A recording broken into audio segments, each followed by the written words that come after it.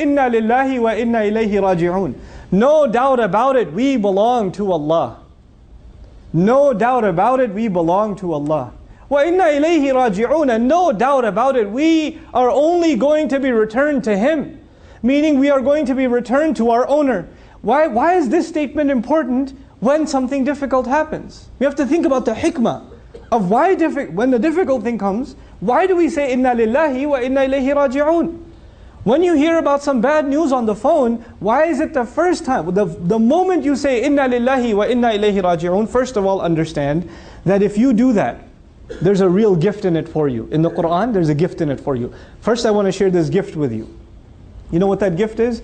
In this ayah, Allah Azza wa Jal, in the ayah before, when I told you He commanded to congratulate the believers, Al-Amr fil Mufrad, La wabashiru as-sabirin. Qal wabashir as-sabirin fil Mufrad. It's singular.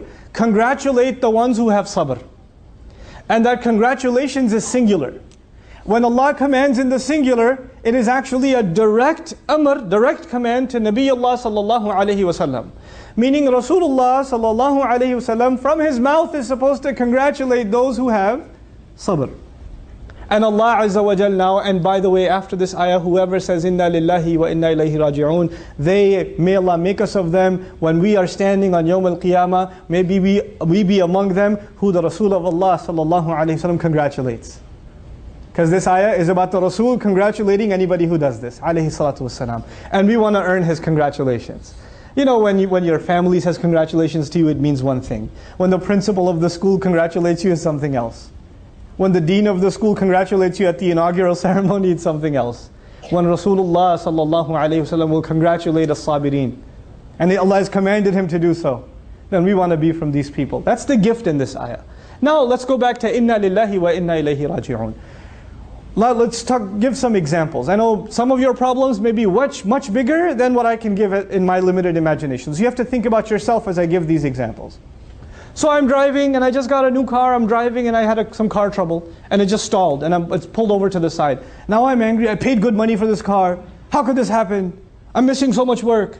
Stuck here in the middle of the heat, the heater's not, the AC's not even working and it's sunny and all of this stuff. I'm thinking all of this stuff. First thing I think to myself, as a believer, Inna lillahi wa inna ilayhi raji'un. Why? Because I remind myself, I'm angry at this car because I own it.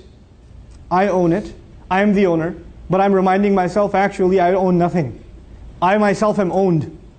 Allah owns me. I no doubt belong to Allah. How can I complain about anything? Because I'm not an owner of anything. You see, people get mad when they're entitled. When it was your turn, you deserved it. When it was your phone, your phone's not working, your car's not working. The lights aren't turning on. When you deserve something, then you get angry when you don't get it. But in the ayah, inna lillah, you first acknowledge, I deserve nothing. I belong to Allah. Allah deserves, I don't deserve.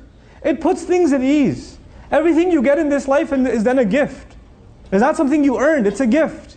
So when you don't have it, then you realize, well, it wasn't mine anyway. It wasn't mine anyway. We take our hands for granted, we take our eyes for granted, we take our nose for granted, we take our tongue for granted. The fact that I'm standing here speaking before you, I take the fact that I can speak to you for granted. But this tongue, it doesn't belong to me. I didn't pay for it. It belongs to Allah. So when it starts stuttering, inna lillah. Inna lillah. And the second part of this problem, how Allah gives solutions in our faith. The wisdom of the statements Allah gave us when difficulty comes. The second statement is, wa inna ilayhi raji'un. No doubt about it, to Him alone we're going to be returning. Why is that important? Because whatever problem you're having right now isn't permanent. Whatever problem you're having isn't permanent. Whether it's money problems or health problems or family problems, or it's emotional problems or physical problems, it doesn't matter. None of them are permanent. You know why? Because you and I are not permanent. Even you and I aren't permanent. How can our problems be permanent? We have to be returned to Allah ourselves. This problem is nothing. Forget this problem. I will leave. Not only will this problem not be around, I won't be around. I will be returned back to Allah. Things are put in perspective. Putting things in perspective makes you worry about what really matters. When you don't put things in perspective, you can focus on the wrong thing. My teacher used to always give the example, if you're standing in a building and the building is on fire, and you're in that building, and you're debating which color should we paint this wall. I think blue goes better with the gray. Guy, the building's on fire. You need some water first. Take the fire out, get out of the building. There are priorities, you understand? When you understand the bigger picture, there's a larger problem, and the larger problem is we haven't acknowledged that we belong to Allah. Maybe sometimes you and I go through difficulty just so Allah can put it back in your heart that you and I belong to Allah. Maybe you and I are going through some challenges just so Allah would give us the gift that we would be able to not just say with our tongue, but say with our heart, Inna ilayhi raji'un. That's a gift in and of itself. And that is, if we can internalize that, that makes sabr easy. And if you and I can have sabr, Allahumma ja'alna min as-sabirin. If we can have sabr, then the congratulations of the Rasul sallallahu alaihi wasallam is for us.